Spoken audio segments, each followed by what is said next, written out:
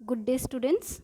Today we will start with the first chapter of the poem Peacock. Now, before starting poem, you have to understand what poetry is. Now, the word poetry originate from Greek word meaning to make. जो poetry है, ये जो word है वो कहाँ से आया है? ग्रीक से आया है और इस वर्ड का मतलब होता है टू मेक, किसी चीज़ को बनाना. द पोएट दस is maker and the poem is something that is made और क्रिएटेड. तो पोएम क्या होती है? पोएम में जो पोएट होता है, जो कवि होता है, वो कौन होता है? मेकर होता है, बनाने वाला होता है. और जो पोएम होती है वो क्या होती है? क्रिएटेड, यानी कि उसको बनाया जाता है. No single definition of poetry is possible but some characteristics feature of poetry may be mentioned. अब यहाँ पे वो क्या बोल रहे हैं? वो ये कह रहे हैं कि पोएम जो है उसकी कोई एक परफेक्ट डेफिनेशन नहीं है, लेकिन क्या होता है? पोएम की कुछ कैरेक्टरिस्टिक्स होती हैं जो उनको बाकी राइटिंग से अलग करती हैं. कुछ कैरेक्टरिस्टिक्स, कुछ फीचर्स होते हैं जो उनको बाकी राइटिंग से अलग करते हैं. Poetry has a musical quality with rhythm, pitch, metre. It may use figure of speech such as simile and metaphor. अब पोएम किस तरीके से अलग होती है? जो पोएम है वो फिक्शन से या नॉवल से या फिर ड्रामा से इस तरह से अलग होती है कि उसमें क्या होती है? म्यूज़िक क्वालिटीज़ होती है, यानी कि जो पोएम होती है उसको हम क्या कर सकते हैं? गा सकते हैं. हिंदी में अक्सर आपने देखा होगा कि हम पोएम क्या करते हैं? गा के बोलते हैं. तो इनमें क्या होती है? म्यूज़िक क्वालिटी होती है, रिदम होती है, पीच होती है, मीटर होता है. रिदम यानी कि उसको कितना स्पीड से जाना है, कितना हाई नोट लेना है, कितना लो नोट लेना है. साथ ही साथ इनमें क्या होता है? फिगर ऑफ स्पीच, है ना. फिगर ऑफ स्पीच हिंदी में जिनको हम अलंकार कहते हैं ना, तो इनमें फिगर ऑफ स्पीच भी होता है, जैसे कि सिमिली और metaphor. While quite a few poems in the selection are in traditional form, the unit also include modern poems that are free from formal restriction. अब यहाँ पे क्या है? यहाँ पे जो आपके कोर्स में है वहाँ पे ट्रेडिशनल पोएम भी दे रखी है और मॉडर्न पोएम भी दे रखी है. और उसका फर्स्ट एग्जाम्पल हम करेंगे, दैट इज़ द पिकॉक. हम लोग पिकॉक से स्टार्ट करेंगे. Now the peacock is written by Sujata Bhatt. ये जो पिकॉक पोएम है वो सुजाता भट्ट ने लिखी है. और ये जो पोएम है, जो सुजाता भट्ट है, वो क्या है? एक डायस्पोरिक राइटर है. ना व्हाट इज़ डायस्पोरिक? आपके लिए बहुत जानना जरूरी है कि डायस्पोरिक क्या होता है. डायस्पोरा और डायस्पोरिक राइटर, ठीक है. डायस्पोरिक राइटर्स यानी कि वो राइटर्स होते हैं फॉर वॉट एवर रीज़न, जो किसी भी कोई भी कारण की वजह से उनका बर्थ तो इंडिया में होता है, लेकिन for whatever reason they migrate to other countries and settle there. वो क्या करते हैं? इंडिया को छोड़ के किसी और कंट्री में जाके माइग्रेट हो जाते हैं, वहाँ पे जाके रहने लगते हैं, वहाँ पे जाके बस जाते हैं. तो जो सुजाता भट्ट है वो भी इस सच एग्जाम्पल डायस्पोरिक राइटर का एग्जाम्पल है. अब जो डायस्पोरिक राइटर्स होते हैं उनमें हम क्यों, उनकी राइटिंग में हमें क्या दिखता है? हमेशा उनकी राइटिंग की जो एक मेजर कैरेक्टरिस्टिक्स है, जो एक मेजर फीचर है, वो क्या होता है? Sense of longingness. Sense of longingness. Now what is longingness? Longingness यानी कि उनको हमेशा क्या आती है? अपने देश की याद आती रहती है, नॉस्टैल्जिया फील होता है उनको बार बार अपने देश के. उनकी पोएम्स में भी, उनकी राइटिंग्स में भी उनको क्या दिखता है? उनका देश के प्रति प्रेम या देश के प्रति जो लगाव है वो दिखता है. तो ये जो पिकॉक पोएम है उसमें भी हम सुजाता भट्ट का लगाव हमारी कंट्री से, हमारे देश से, इंडिया से देखेंगे. नाउ सुजाता भट्ट जो है, ये जो पोएम है आपकी, जो द पिकॉक है, वो उनकी एक कलेक्शन है, ब्रूमिज़न कलेक्शन, वहाँ से ली गई है, जिसने Commonwealth poetry prize for Asia भी जीता है. ना एक और चीज़ जो आपकी देखने लायक है इस पोएम में, the peacock, it is a free verse poem. What is it? Is a free verse. Free verse poem. Now what is free verse? ये एक लिटरेरी टर्म है, ठीक है. You are in 11th literature, आप लोगों का English literature है, तो आपको ये पता होना चाहिए कि literature, English literature terms, literary terms और फिगर ऑफ स्पीच, ये जो है ये आपका एक अलग सेक्शन होगा, जिसमें है ना जो फुल मार्क्स के होते हैं, 4 मार्क्स के या 6 मार्क्स का आपका एक पूरा क्वेश्चन आता है, जो किस पे होता है? लिटरेरी टर्म्स पे ही होता है. हम उसको अलग से या फिर है ना सेलेक्टिवली नहीं पढ़ेंगे, हम उसको एज अ पोएम के साथ साथ ही पढ़ेंगे. तो pay attention to this things. तो आप इन लिटरेरी टर्म्स को और इन लिटरेरी फिगर ऑफ स्पीच पे ध्यान दें. तो what is free verse? Free verse क्या होता है? ये लिखने का तरीका होता है, पोएम लिखने का तरीका होता है, जिसमें क्या होता है कि जो पोएम होती है उसमें कोई पर्टिकुलर स्टैंजा नहीं होता, या ऐसा कोई डिसाइडेड नहीं होता कि हम लोग फर्स्ट स्टैंजा में इतनी ही लाइन रखेंगे या सेकंड स्टैंजा में इतनी ही लाइन रखेंगे. जैसे कि आप इस पोएम में देख सकते हैं कि जो पिकॉक है उसमें क्या है? 2 स्टैंजा है, ठीक है. फर्स्ट स्टैंजा ये है और सेकेंड स्टैंजा यहाँ से लेके यहाँ तक है, ठीक है. आप देखेंगे कि किस तरह फर्स्ट स्टैंजा की जो लाइन्स है वो क्या है? कंपैरेटिवली सेकंड स्टैंजा से बहुत ज़्यादा कम है. तो यहाँ पे क्या होता है, कोई इक्वल डिस्ट्रीब्यूशन नहीं होता, जो राइटर है वो अपनी फ्री विल पे, है ना, किस पे, फ्री विल पे डिसाइड करता है कि उसको किस तरह के पैराग्राफ लिखने हैं, कितने पैराग्राफ लिखने हैं, कितनी लाइंस लिखनी है, ठीक है। Now let's come to the theme of the poem. यहाँ पे जो मेन थीम है, यहाँ पे ऑथर क्या कहना चाहता है इस पोएम में। तो यहाँ पे जो मेन थीम है, यहाँ पे क्या है, जो सबसे बड़ी चीज़ है वो क्या है, यहाँ पे पिकॉक है। और पिकॉक क्या कर रहा है, पिकॉक सिंबलाइज कर रहा है। सिंबलाइज यानी कि सिंबल। यहाँ पे पिकॉक किसका सिंबल है, यहाँ पे पिकॉक इंडिया का सिंबल है। पिकॉक ही क्यों चूज़ किया हमारे लिए, हमारी पोएटेस ने पिकॉक ही चूज़ किया क्योंकि पिकॉक क्या है, हमारा नेशनल बर्ड है। जब भी हम किसी बर्ड की बात करते हैं और उस बर्ड को हमको इंडिया से अगर हमें अटैच करना है तो सबसे पहले हमारे दिमाग में पिकॉक ही आता है, as it is very beautiful. जैसा कि हमको पता है कि पिकॉक क्या है, बहुत ही ज़्यादा ब्यूटीफुल है और हमारा नेशनल फ्लावर भी है, तो किसी और बर्ड को सेलेक्ट करने का ऑप्शन तो आता ही नहीं है। तो यहाँ पे जो पिकॉक है वो किसका सिंबल है, वो हमारी कंट्री का सिंबल है, हमारे इंडिया का सिंबल है। जिस तरह से वो क्या कर रही है, पिकॉक का डिस्क्रिप्शन दे रही है, इसमें बता रही है कि पिकॉक कितना खूबसूरत है, उसी तरह से वो बताना चाहती है कि जो हमारा इंडिया है वो भी क्या है, इतना ही खूबसूरत है। तो उन्होंने क्या करा है, मेटाफोरिकली, नहीं नॉट मेटाफोरिकली, सिम्बलिकली, ठीक है, उन्होंने सिम्बलिकली क्या कर रखा है, हमारे इंडिया को उतना ही खूबसूरत बताया है जितना उन्होंने पिकॉक को बताया है। Now let's start with the poem. First I will do a model reading. सबसे पहले एक मॉडल रीडिंग कर रही हूँ, तो pay attention to the lines. His loud sharp seemed to come from nowhere than a flash of turquoise in peepal tree. The slender neck arched away from you, and he descends, and as he darts away, a glimpse of a very end of his tail. I was told that you have to sit in veranda and read a book, preferably one of your favorites with a great concentration. The moment you begin to live inside the book, a blue shadow will fall over you, the wind will change direction, the steady hum of bees in the bushes nearby will stop, the cat will awaken and stretch. Something has broken your attention, and if you look up in time, you might see the peacock turning away as he gathers his tail to shut those dark glowing eyes, violet fringe with golden amber.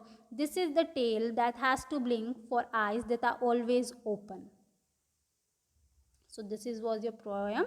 Now let's start with the explanation. His loud sharp call seems to come from nowhere.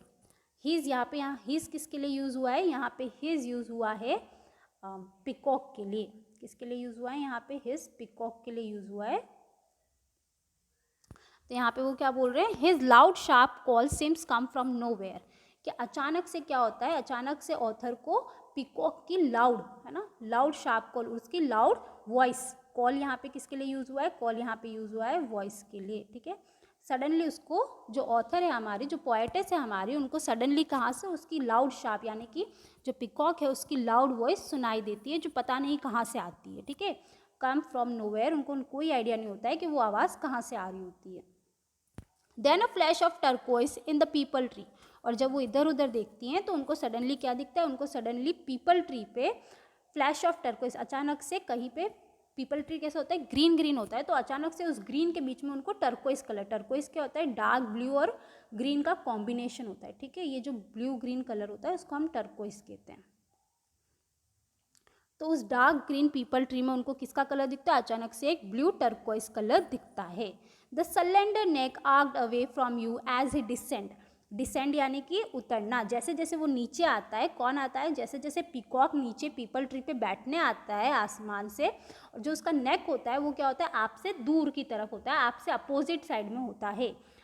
Neck arched away from you, आर्क्ड away यानी कि जो उसका नेक है, उसकी जो गर्दन है वो आपके अपोजिट में है, अपोजिट तरफ देख रही है। And he darts away a glimpse of a very end of tail, और क्या होता है कि आप उसका वेट ही कर रहे होते हो, इतने में वो क्या करता है, वहाँ से वापस चला जाता है। डार्ट्स अवे यानी कि वहाँ से उड़ जाता है, वापस से वहाँ से चला जाता है। And a glimpse of the very end of tail, और आपको क्या देखने को मिलती है, आपको बड़ी मुश्किल से उसकी हल्की सी ग्लिम्स देखने को मिलती है। ग्लिम्स यानी कि हल्की सी झलक, ठीक है, उसको आपकी सिर्फ हल्की सी झलक देखने को मिलती है, वो भी किसकी, the very end of his tail, सिर्फ उसकी पूंछ की, उसकी जो लंबी सी टेल होती है फेदर्स की, सिर्फ आपको वही देखने को मिलती है। I was told that you have to sit in veranda and read a book. अब क्या हुआ था कि जो हमारी पोएटेस है सुजाता है, उनको कहा गया था कि अगर आपको पिकॉक देखना है तो आपको क्या करना पड़ेगा, अगर आपको पिकॉक देखना है तो आपको वरांडा में बैठना पड़ेगा और उसका इंतज़ार करना पड़ेगा. And read a book. And read a book यहाँ पे क्यों कहा है, क्योंकि अगर आप इंतज़ार कर रहे हो तो इंतज़ार क्या होता है, ऐसे तो होता नहीं है, तो आपको क्या करना चाहिए, आप इंतज़ार करते करते कोई बुक पढ़ सकते हो. Preferably one of your favourites with great concentration. और क्या प्रेफर करेंगे, क्योंकि इंतज़ार करना बहुत डिफ़िकल्ट होता है, वेट इतने आसानी से नहीं होता है, इसलिए आपके लिए बेटर यही रहेगा कि आप क्या करो, अपनी फेवरेट बुक लेके जाओ ताकि आप उस पर अच्छे से ध्यान लगा सको और आपको वेट करना बहुत ज़्यादा मुश्किल ना पड़े. विथ द ग्रेट कॉन्सेंट्रेशन, ताकि आप क्या कर सको, अच्छे ध्यान से, कॉन्सेंट्रेशन यानी कि ध्यान लगाना, तो अच्छे ध्यान से आप क्या कर सको, बुक पढ़ सको और आप वेट करते करते बोर ना हो. The moment you begin to live inside the book. इसका मतलब क्या है, the moment you begin to live inside the book, यानी कि वो समय जब आप क्या हो जाओ कि बुक में इतना घूम हो जाओ कि आपको क्या ना पता पड़े, आपको आस पास की दुनिया का पता ही नहीं चले. तो ये होता है the moment you live inside the book, वो समय कि आप किसी चीज़ में इतना घूम हो जाओ कि आपको आसपास का पता ना चले. The blue shadow will fall over you, यानी कि जब आप इतने क्या हो, अपनी बुक में गुम हो, तो सडनली आपको रियलाइज़ होगा कि आपके ऊपर से क्या आ रही है, एक ब्लू शेडो आ रही है. ब्लू शेडो यहाँ पे किसके लिए यूज़ हुआ है, ब्लू शेडो यहाँ पे अगेन पिकॉक के लिए यूज़ हुआ है, क्योंकि जो पिकॉक का पूरा कलर होता है वो क्या होता है, मिक्सचर होता है, किस चीज़ का, ब्लू, ग्रीन, वायलेट, इन सब चीज़ का मिक्सचर होता है, पर जो मेजर कलर होता है उनका वो कौन सा होता है, ब्लू होता है. तो आपके ऊपर क्या गिरती है, उनके ब्लू कलर की शेडो गिरती है. The wind will change direction. जब क्या होगा, जब पिकॉक आएगा तो क्या होगा, जो विंड है, जो हवा है, वो भी अपना डायरेक्शन क्या करेगी, बदल देगी. क्यों, क्योंकि क्या होता है, जो पिकॉक होता है वो क्या होता है, आपको पता है पिकॉक की साइज़ क्या होती है, बहुत बड़ी होती है. तो जब वो डिसेंड करेगा, जब वो नीचे आएगा तो ऑब्वियसली वो क्या करेगा, अपने पंख फड़फड़ाते हुए आएगा. तो उस वजह से विंड क्या होगी, उसका डायरेक्शन चेंज कर लेगी, क्योंकि उसके पंख की वजह से विंड क्या होने लगेगी, ब्लॉक होने लगेगी, और जिस तरह उसके पंख हिल रहे उस तरफ वो जाने लगेगी. The steady hum of bees in the bushes nearby will stop. अब क्या होगा, बिकॉज वो क्या कर रहा है, वो डिसेंड कर रहा है, वो नीचे आ रहा है, तो क्या होगा, जो आसपास में जो बीज हैं, जो मधुमक्खियाँ हैं, जो भिनभिना रही हैं, वो भी क्या हो जाएंगी, आसपास की बुशेज में, आसपास की झाड़ियों में जो मधुमक्खियाँ जो भिनभिना रही हैं वो भी क्या हो जाएंगी, एकदम से चुप हो जाएंगी. विल स्टॉप, अचानक से रुक जाएंगी. The cat will awaken and stretch. क्या होगा, the cat will awaken and stretch. जो कैट है वहाँ पे वो भी क्या हो जाएगी, अवेकन, जग जाएगी और स्ट्रेच करेगी. नो, यहाँ पे ऑथर बेसिकली क्या कहना चाहती है, यहाँ पे ऑथर ये कहना चाहती है कि जो हमारा पिकॉक है वो इतना ज़्यादा मैजेस्टिक है, इतना ज़्यादा सुंदर है, इतना ज़्यादा ब्यूटीफुल है कि क्या होगा, जब वो डिसेंड करेगा, जब वो नीचे आता है, तो जो आसपास की जितनी भी चीज़ें हैं वो एकदम से क्या होती है, अलर्ट हो जाती हैं. अलर्ट यानी कि वो लोग अपना काम छोड़ के पूरा ध्यान किस पे लगाने लग जाती है, पूरा ध्यान वो पिकॉक के ऊपर लगाने लग जाती है, क्योंकि पिकॉक क्या होता है, इतना सुंदर होता है कि वो ऑटोमेटिकली सबका ध्यान अपनी तरफ खींच लेता है. कि किस तरह बीज जो क्या कर रही थी, अपना काम कर रही थी, आसपास की बुशेस में, आसपास की झाड़ियों में हनी कलेक्ट करने का काम कर रही थी, वो भी क्या होती है, थोड़ी देर के लिए रुक जाती हैं. जो कैट होती है, जो क्या कर रही होती है, सो रही होती है, वो भी क्या हो जाती है, खड़ी हो जाती है, अवेकन हो जाती है, स्ट्रेच हो जाती है, एकदम अटेंटिव हो जाती है कि वहाँ पे क्या आया है, पिकॉक आया है. तो वो यही कहना चाहते हैं कि पिकॉक क्या है, बहुत ही ज़्यादा मैजेस्टिक है, बहुत ही ज़्यादा सुंदर है, बहुत ही ज़्यादा ब्यूटीफुल है, इसलिए सब लोगों का ध्यान किसके ऊपर है, उसके ऊपर ही है. Something has broken your attention and if you look up in time you might see peacock away as he gather his tail. अब क्या होता है, अगर आपको सडनली रियलाइज़ होता है कि क्या है, आपका ध्यान जो बुक में था वो क्या हो चुका है, टूट चुका है. किसकी वजह से, उस शेडो की वजह से. अचानक से आसपास के माहौल में शांति की वजह से आपका ध्यान क्या होता है, टूट जाता है. और जब आप ऊपर देखोगे, and if you look up in time, और अगर आप टाइम पे ऊपर आसमान की तरफ या पेड़ की तरफ देख लेते हो, तो you might see a peacock turning away as he gather his tail. अगर आप टाइम पे ऊपर देख लोगे तो आपको शायद, माइट यानी कि शायद, आपको पिकॉक दिखे जो क्या कर रहा है, वहाँ से मुड़ता हुआ, टर्निंग अवे यानी कि वहाँ से मुड़ता हुआ अपनी टेल को, अपनी पूंछ को इकट्ठा हुआ. गैदर्स यानी कि इकट्ठा करना, कलेक्ट करना. गैदर्स का मतलब क्या होता है, कलेक्ट करना. अपनी टेल को कलेक्ट करके वहाँ से जा रहा है. To shut that glowing eyes violet fringe with golden embers. To shut those glowing eyes violet fringe with golden embers. यहाँ पे आई यूज़ हुआ है, ये जो आई यूज़ हुआ है violet fringe with golden ember, यहाँ पे क्या हो रहा है, वो उसकी आई को डिस्क्राइब कर रहा है। Violet fringe with golden embers कैसी है वो, अंदर से गोल्डन कलर की है। गोल्डन एम्बर, एम्बर कौन सा कलर होता है, एम्बर यानी कि ब्राउनिश कलर होता है, ठीक है। लाइट ब्राउन कलर जो होता है उसको हम एम्बर कलर कहते हैं, ठीक है। तो गोल्डन एम्बर कलर जो उसकी आई है वो कैसी है, अंदर से गोल्डन कलर की और बाहर से उस पर क्या है, वॉयलेट कलर है, वॉयलेट कलर की बाउंड्रीज है। It is tail that has to blink for eye that are always open. यहाँ पे आपको एक बात जानने की ज़रूरत है कि यहाँ पे जो आई यूज़ हुई है, ये आईज उसकी रियल आँखों के लिए, जो ऑथर जो पिकॉक है उसकी रियल आँखों के लिए यूज़ नहीं हुई है। क्यों, क्योंकि यहाँ पे ऑथर ने क्या देखा था, यहाँ पे जो हमारी पोएट है जो सुजाता है, उन्होंने सिर्फ और सिर्फ उस पिकॉक की टेल देखी थी ना। अगर आपको पिकॉक के प्लूमेज यानी कि उनके फेदर्स कभी आपने देखे हों तो क्या होता है, उनके कैसे दिखते हैं, उनके फेदर्स कैसे दिखते हैं, ये देखो, ये होता है फेदर्स, ठीक है ना। उनका जो कहना है, जो पिकॉक सुजाता भट्ट है, उनका कहना है कि ये जो है, ये जो शेप है वो क्या है, ये जो शेप है पिकॉक के फेदर का, ये किसके जैसा है, ये आई की तरह है ना, आई की तरह, इंसानों की आई की तरह है, जिसमें क्या है, अंदर से ये तो गोल्डन है, एम्बर आई है, और ये इसमें क्या है, वॉयलेट कलर है। तो इसको उन्होंने क्या कहा है, इसको इन्होंने पिकॉक की आई कहा है। तो उनका कहना है, क्या कहना है उनका, to shut those dark glowing eye violet fringe with golden ember, it is the tail that has to blink for the eyes that are always open.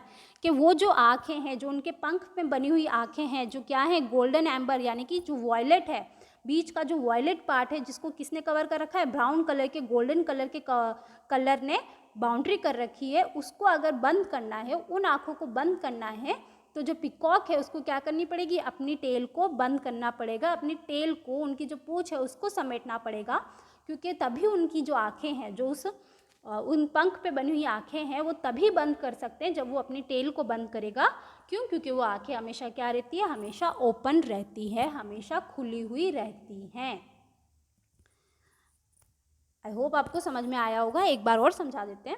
To shut those dark glowing eyes violet fringe with golden ember, कि यानी कि वो जो आँखें हैं जो किसके ऊपर बनी है, उस पंख के ऊपर बनी हुई हैं, जो क्या है, जो अंदर से वॉयलेट यानी कि जो उसका बीच का पार्ट है जो वॉयलेट है, और जो उसकी बाउंड्री है जो गोल्डन कलर से है, वो क्या है, it is a tail that has to blink. क्या अगर उन आँखों को बंद करना है तो उसे क्या करना पड़ेगा, उसे अपनी टेल को समेटना पड़ेगा, क्योंकि जो आँखें उसके फैदर पे बनी हुई हैं वो तो कभी बंद हो ही नहीं सकती,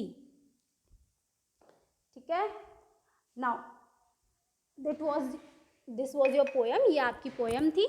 नाउ इन पोएम के अंदर अब क्या यूज़ होते हैं, ये पोएम को और भी सुंदर या और भी अच्छी बनाने के लिए जो ऑथर होते हैं, जो पोएट होते हैं, वो क्या यूज़ करते हैं, जो पोएट होते हैं वो पोएटिक डिवाइस यूज़ करते हैं, पोएटिक डिवाइस। पोएटिक डिवाइस क्या होते हैं, पोएटिक डिवाइस है ना, वो मेथड्स होते हैं, वो तरीके होते हैं जिससे पोएम क्या होती है, पोएम में हम डिफरेंट तरीके से अपने व्यूज़, अपने व्यू पॉइंट रख सकते हैं, और साथ ही साथ पोएम्स को वो क्या बनाते हैं, और भी ज़्यादा सुंदर बनाते हैं। बेसिकली हम कह सकते हैं कि पोएटिक डिवाइस जो होते हैं वो पोएम्स की क्या होती है, ज्वेलरी होते हैं, श्रृंगार होते हैं, जो उनको और भी ज़्यादा सुंदर बनाते हैं। तो यहाँ पे जो पोएटिक डिवाइस इस पोएम में यूज़ हुए हैं, तो जो सबसे पहला पोएटिक डिवाइस यहाँ पे यूज़ हुआ है वो यूज़ हुआ है इमेजरी।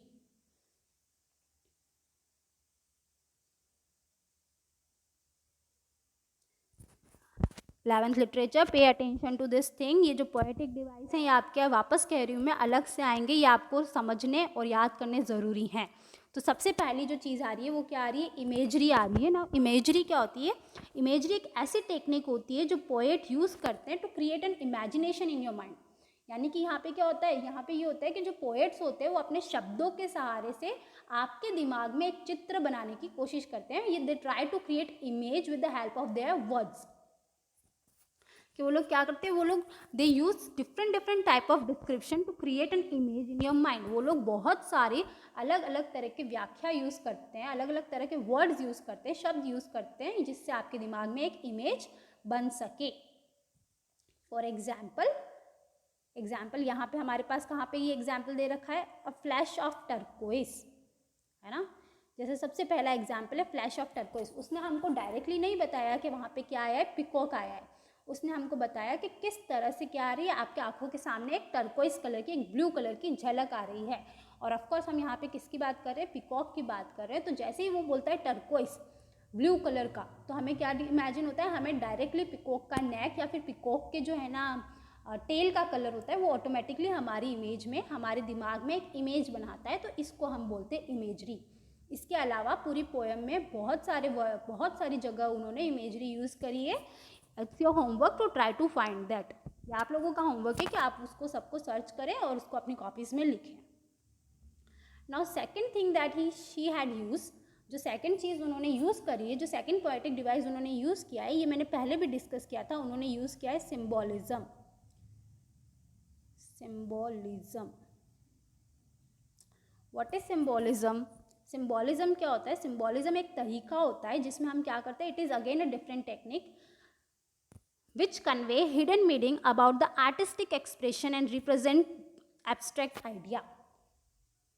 क्या होता है हिडन मीनिंग? यानी कि एक आइडिया के अंदर एक आइडिया छुपा हुआ होता है। हिडन मीनिंग यानी कि जो हम छुपा हुआ आइडिया है, जो हम मीनिंग है वो हम लोग आर्टिस्टिक तरीके से बताते हैं। जैसे यहाँ पे हमने यूज़ किया है कि पिकॉक क्या है, यहाँ पे पूरी जगह पूरी पोएम में जो ऑथर है हमारी, वो किसके बारे में बात करिए, पिकॉक के बारे में बात करिए कि वो कितना सुंदर है, वो कितना मैजेस्टिक है, कितना ब्यूटीफुल है, आई कैचिंग है, कि वो इतना सुंदर है कि सारी है ना आसपास की चीज़ें रुक के सिर्फ और सिर्फ उसके ऊपर ध्यान दे रही है। हम इन सब की बात कर रहे हैं, पर इनडायरेक्टली ऑथर क्या कहना चाहती है, हिडन मीनिंग जो यहाँ पे है, उसका जो छुपी हुई बात है यहाँ पे, जो मेन चीज़ कहना चाहती है, वो क्या कहना चाहती है, वो इस पिकॉक को इंडिया से सिंबलाइज कर रही है। यहाँ पे पिकॉक किसका सिंबल है, यहाँ पे पिकॉक इंडिया का सिंबल है। तो यहाँ पे क्या हो रहा है, इस तरह से सिंबोलिज्म यूज़ कर रहे हैं। सिंबोलिज्म का एक और एग्जाम्पल होता है ना, जैसे ब्लैक कैट, काली बिल्ली। हम लोग काली बिल्ली को किससे अटैच करते हैं, काली बिल्ली किसका सिंबल है, काली बिल्ली बैड लक का, यानी कि बुरे समय का सिंबल होता है। तो वैसे ही यहाँ पे भी द पिकॉक जो है वो किसका सिंबल है, पिकॉक जो है वो इंडिया का सिंबल है। नेक्स्ट है आपके हाइपरबोल। नेक्स्ट आपके है हाइपरबोल। हाइपरबोल, हाइपरबोल क्या होता है, इसको हिंदी में हम बोलते हैं अतिशयोक्ति अलंकार। यानी कि जब आप किसी चीज़ को एग्जिग्रेट करते हैं ना, जब आप किसी चीज़ को बहुत ज़्यादा एग्जिग्रेट करते हैं, वो जो टेक्निक जिसमें आप हर चीज़ को बढ़ा चढ़ा के बोलते हैं, एग्जिग्रेट करना यानी कि बढ़ा चढ़ा के बोलते हैं, तो उसे हम हाइपरबोल बोलते हैं। जैसे कि today was the burning hot day, ठीक है, today was a burning hot day, burning hot का मतलब इतना हॉट है कि आप क्या करो, जल जाओ। लेकिन इसका मतलब ये थोड़ी ना होता है कि आप लिटरली आग पकड़ लो। तो यहाँ पे क्या हो रहा है, एग्जिग्रेशन हो रहा है, बड़ा चढ़ा के बात कही जा रही है। तो जहाँ पे भी बड़ा चढ़ा के बात करी जाती है, वहाँ पे क्या होता है, हम लोग हाइपरबोल यूज़ करते हैं। Next is personification. नेक्स्ट जो आपके है यहाँ पे, वो कौन सा यूज़ हुआ है, पर्सोनिफिकेशन।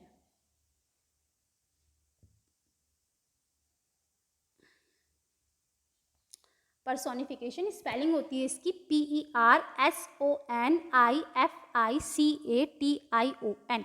पर्सोनिफिकेशन क्या होता है, no as the name suggest, जैसे कि इसके नाम में भी क्या आ रहा है, पर्सन आ रहा है। तो इसमें क्या होता है, it is a technique that assign the quality of a person to something that isn't human और दैट इजंट अलाइव। अब क्या होता है, पर्सोनिफिकेशन एक ऐसी टेक्निक है, एक ऐसी क्वालिटी है जिसमें हम क्या करते हैं कि एक पर्सन में, यानी कि एक ह्यूमन में, एक इंसान में जो भी क्वालिटीज़ होती है, वो हम किसे दे देते हैं, वो हम किसी ऐसे चीज़ को दे देते हैं जो जिंदा ना हो या फिर ह्यूमन ना हो। अब यहाँ पे क्या यूज़ हुआ है, यहाँ पे जैसे कि द स्टार्स वर क्राइंग, ठीक है, द स्टार्स वर क्राइंग, ये जो वर्ड है, द स्टार्स वर क्राइंग, ठीक है।